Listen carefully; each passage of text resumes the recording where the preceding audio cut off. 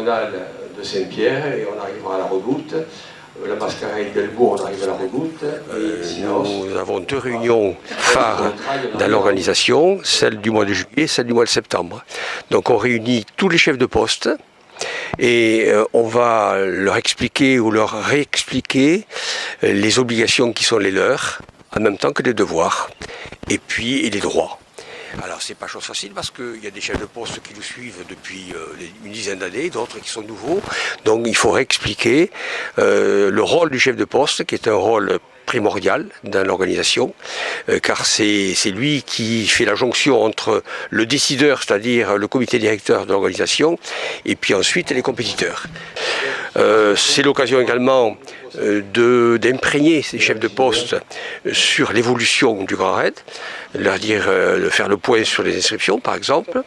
Et là nous avons à peu près 2400 compétiteurs qui sont inscrits sur la Diagonale des Fous, avec un peu plus de 900 qui viennent de l'extérieur et que nous avons volontairement limité.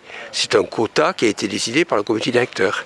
Mais nous aurions pu avoir 1800 personnes venant de l'extérieur. C'est dire que l'engouement de la Diagonale des Fous pour les compétiteurs extérieurs est toujours présent.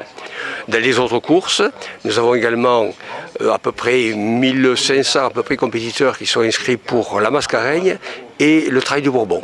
Voilà, donc ça fait quand même presque 5000 personnes qui sont susceptibles de prendre le départ à la fois d'Elbourg, de Cilaos et de Saint-Pierre pour la Diagonale des Fous. Alors est-ce que le fait que le Grand Raid soit inscrit sur la liste des compétitions de l'Ultra Trail World Tour, est-ce que ça a une incidence? Est-ce que vous avez vu peut-être un regain d'intérêt de la part de l'extérieur par rapport aux années précédentes?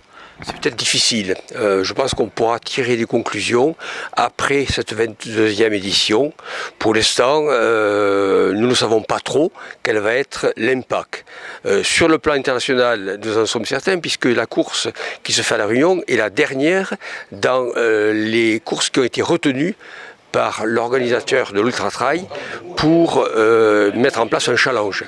Donc on sait qu'il y aura, d'ailleurs nous avons invité des compétiteurs qui se situent dans le must, c'est-à-dire dans les meilleurs compétiteurs, mais on ne sait pas encore si ça va avoir un effet d'entraînement. Voilà. Est-ce que vous avez quelques noms illustres de locaux ou nationaux ou internationaux à nous révéler sur les inscrits de cette année? Oui, bon, enfin, je n'ai pas en mémoire, mais enfin, nous avons Chaulier, nous avons Thévenin, nous avons Kylian Jornet, voilà, les habitués, je dirais, des gens qui ne peuvent pas se passer de cette Diagonale des Fous. Et puis, je crois que j'ai entendu Marcel Puy également, qui reviendrait également chez les femmes. Donc la bataille va être rude, comme chaque année. Et puis, bon, pour reprendre une formule traditionnelle, le meilleur gagnera.